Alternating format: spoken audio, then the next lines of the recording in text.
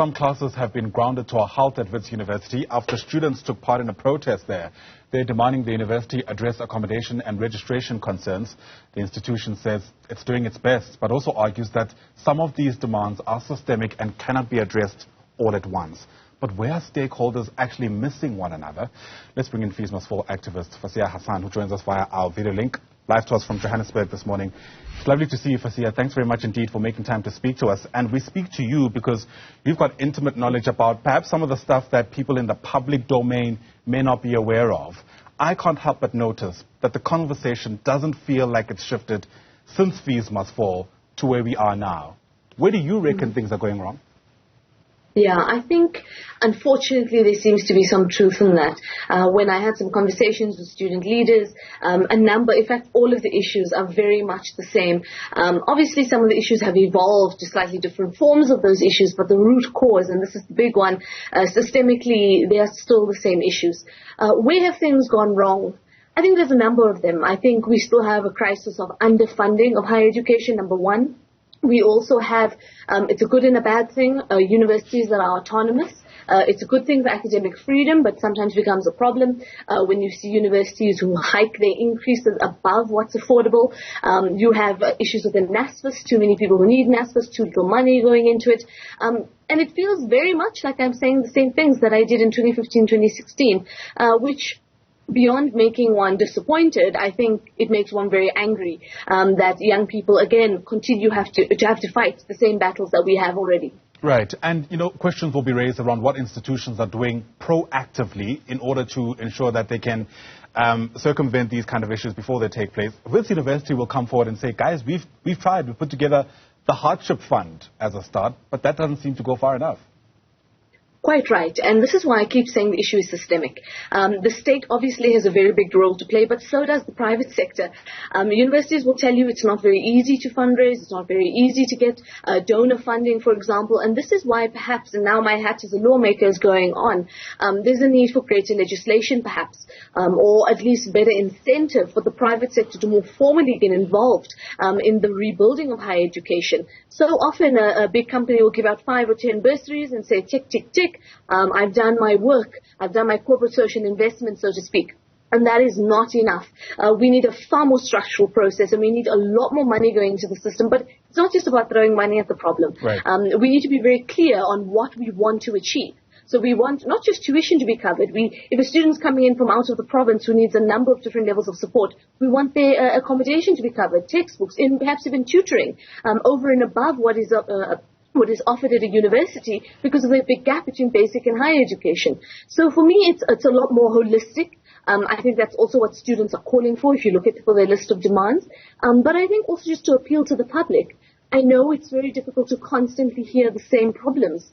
But until we have some structural change, young people have to fight for them to get a fair education. And I think we have to look at even the current student protests in that light and not look at it as only an inconvenience or only a difficult thing. But in reality, young people are saying we want skills, we want to build the economy, but it's very, very difficult to do that without kind of accessibility. Yeah, you cite the crisis funding multiple times. What's your response to those who are saying, well, there's one solution to that?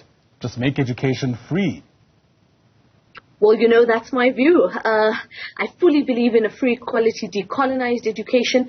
I really, and I think that's more the movement as well, even from 2015, 2016, this was our greatest call to say, there's numbers of forms of funding it. You can increase the corporate tax, or you can find different ways of, whether some people agree or disagree, a graduate tax, etc. But the point is, education must be accessible, and it must be open, especially to the most marginalized, and of course the missing middle, which so often we don't talk about. Don't qualify for NSFAS, don't necessarily qualify for bank loans, are stuck in between. And that amount of people, it really grows. We see the rise of cost of living. We're seeing many people struggling, and I would wager that missing middle group is probably even more tight position than they were even in 2015, 2016. So a lot of work needs to be done there as well. Yeah, I'm going to ask you to put your lawmaker hat on again. Part of what Wits University in particular has said is that a lot of the students who are protesting are citing financial exclusion for why they've taken to the streets, but actually they were academically excluded first, and that's why effectively they became financially excluded because NSFAS had to pull their funding. And the thinking here is that NSFAS cannot fund students forever, to put it bluntly. If students, for whatever reason, can't necessarily meet their academic requirements, NSFAS has to make sure that they can accommodate other students who are trying out for the first time. How do we deal with that issue? Because what students say in response is many of them are academically excluded because they're so worried about the funding to begin with. All right, 2 or 3 things. The first thing is, so often that argument is used to delegitimize a very legitimate student concern and student protest. You'll recall even in 2015-16, they said the same things about us. And we were recipients of Golden Key, achieving top 10% in the faculty. So I want to put that argument just as the background so people don't think that all protesting students are failing and the only reason they're protesting is because they're failing. We must defeat that fallacy. But number 2, NSFAS doesn't fund everyone forever. They have an N+1 rule. They used to have an N+2. That means if your degree takes 3 years, they'll fund 3+1.